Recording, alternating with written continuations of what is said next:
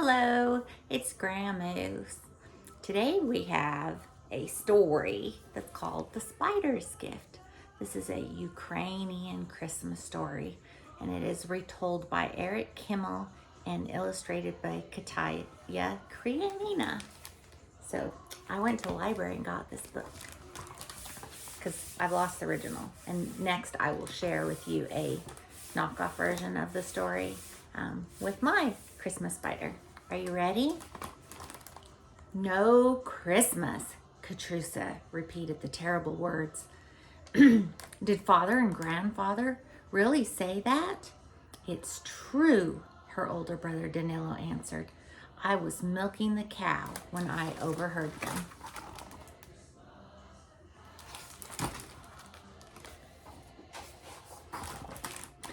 Katrusa carried the dripping water pails back to the house, growing angrier with every step. No Christmas, she grumbled as she emptied the pails. No Christmas, she muttered as she stacked the yoken pails beside the woodpile. No Christmas, she shouted as she stamped inside the house. It isn't fair. Mama looked up from her spinning. Grandmother set her knitting aside. Katrusha's older sister Anna laid down her embroidery. Angry words have no place in this house, Mama said. Katrusha scowled. I don't care. Danila heard Tato and grandfather talking in the barn. He says we are having no Christmas.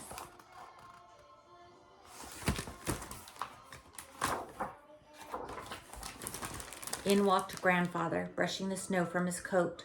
Who's making this noise? What troop of Cossacks is camping here? Katrusha didn't laugh. Danilo says there's to be no Christmas. Is it true? Grandfather sighed. He called father in from the barn. Katrusha's brother, Ivan, and Danilo came in covered with snow. The family gathered round the stove, and father spoke first. What Danila and Katrusha heard is true.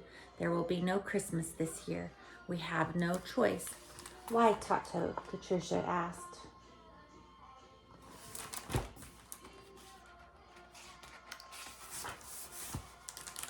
We all know why, grandfather said. We had a poor harvest this year. We have enough food to get through the winter, but there is no money for extra things, like Christmas presents, the children said. Does that mean we are to have no tree too? Katrusha asked. We have to have a tree.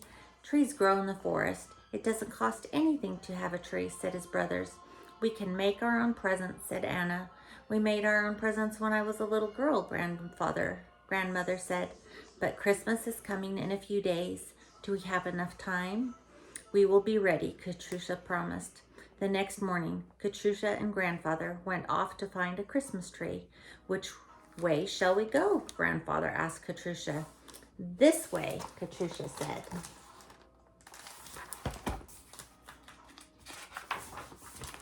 Katrusha and her grandfather set out from the snow, dragging the sled behind. They walked between the tall, silent pines. Snow will start falling soon. Do you see a tree you like? Grandfather asked. Not yet, Katrusha said. How will you know which tree is the right one? Grandfather asked. I will know, Katrusha told him.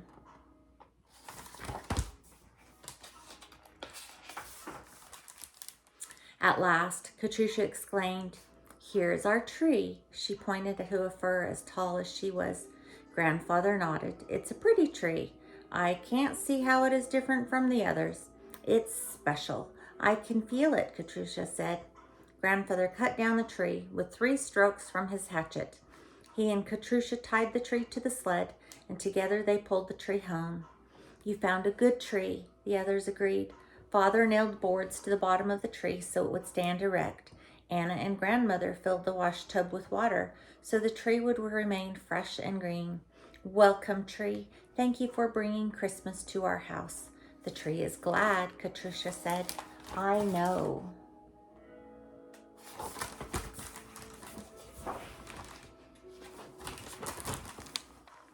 Anna went through grandmother's button box. She polished old brass buttons to make them shine, then tied them to the tree as ornaments.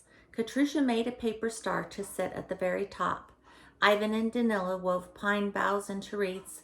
Grandfather whittled animals, shepherds, wise men, and a holy family. Grandmother placed an embroidered cloth on the manger. This will be a blanket for the Christ child, she said. Father began practicing his bandura. It's been almost a year since I played Christmas songs. I fear my fingers have forgotten how to play. We'll all sing loud, Katrusha insisted. No one will hear your mistakes. Mother began baking a cloche, the braided Christmas bread. The hens have been laying well. I think we can spare a little flour and sugar for something special.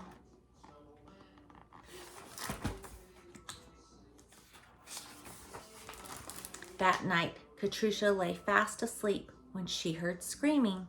The whole family ran to see what was wrong. Mother stood by the stove, pointing her finger at the Christmas tree. Take it out of my house. What's wrong with the tree, Katrusha? Ivan and Danilo asked all at once. Take a look, Mother cried. Katrusha's heart sank. A tiny brown dot moved across a pine needle. A baby spider. Katrusha counted one, then another, and another. There must be hundreds of them, Danilo exclaimed. The mother spider had laid her eggs in the tree at summer's end, said Anna. The eggs are supposed to hatch when spring comes. When we brought the tree inside the warmth, it made the spiders hatch. Now they're hungry. They're spinning their little webs among the pine needles. Sure enough, Katrusha and her brother saw the tiny silk threads, finer than baby's hair, each rippled like liquid silver.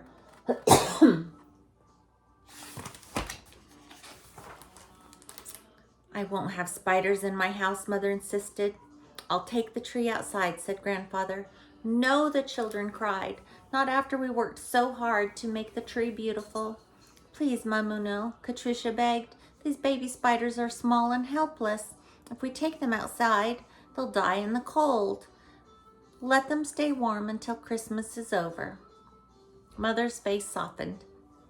It won't seem like Christmas without a tree, Grandmother added. I suppose I can put up with a few spiders until Christmas is over, Mother agreed at last. Katrusha threw her arms around her mother's waist. This is the best Christmas present we could ever have.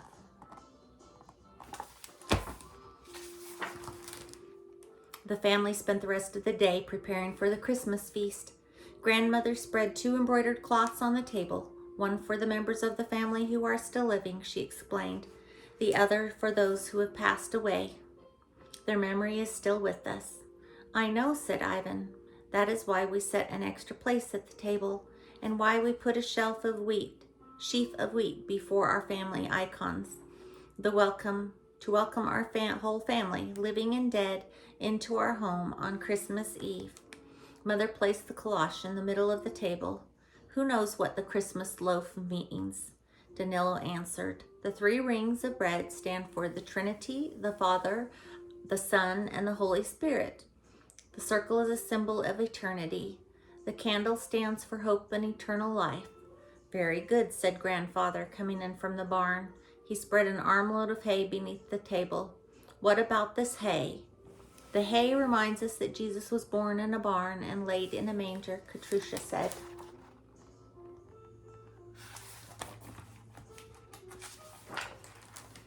The Christmas celebrations began when the first star appeared in the sky. Times may be hard, said Mother, but this night we will feast. They sat down for dinner, beginning with katuya, porridge mixed with poppy seeds and honey, and ending hours later with yufsar, a dessert of 12 different stewed fruits. In between there was beet soup, 2 kinds of dumplings, stuffed cabbage, and a fish served 6 different ways. Katrusha ate so much she felt as stuffed as one of Grandmother's dumplings. Afterward, the family joined their neighbors at church. Father Roman read from the Bible. The choir sang. So much food made Katrusha sleepy, but she kept herself awake until the end. Christos Roziditsa, Father Ramona proclaimed. Christ is born.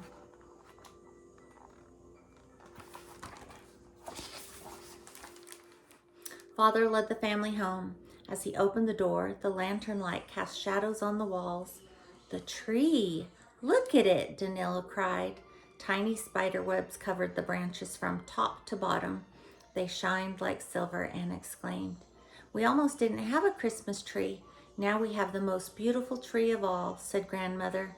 I'm glad we let the spiders stay, Father said. So am I, Mother agreed.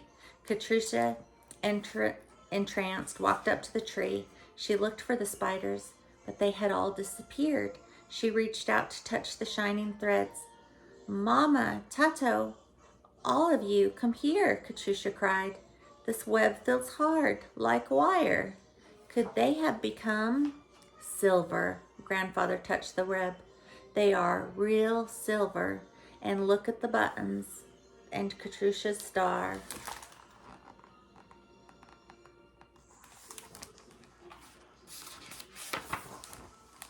The whole village came running to see the miracle. The spider webs that covered the Christmas tree had magically changed to threads of pure silver. The buttons had become gold coins, and Katrusha's paper star had become gold and silver spangle covered with jewels. It is indeed a miracle, said Father Roman. You showed kindness to the little spiders by letting them stay in your warm house. In return, the spiders showed thanks by giving you a Christmas present. Not just for us, Katrusha said. We want to share it with the whole village. Christos Raziditsa. Merry Christmas, everyone. And the whole village answered, Christ is born. Merry Christmas.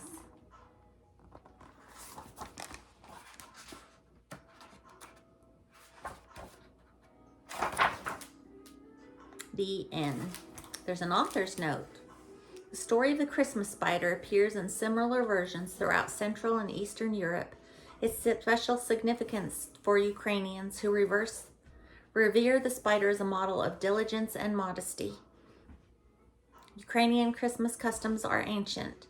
Their roots lie in the winter solstice celebrations of the earliest Slavic peoples. The Ukrainian Christmas greeting means Christ is born. People answer, Slavimo Ahau, meaning let us praise him.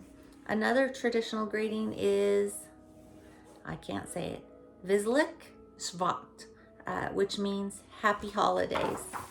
The end. I'll post a poem and a picture after this. Grammys loves ya.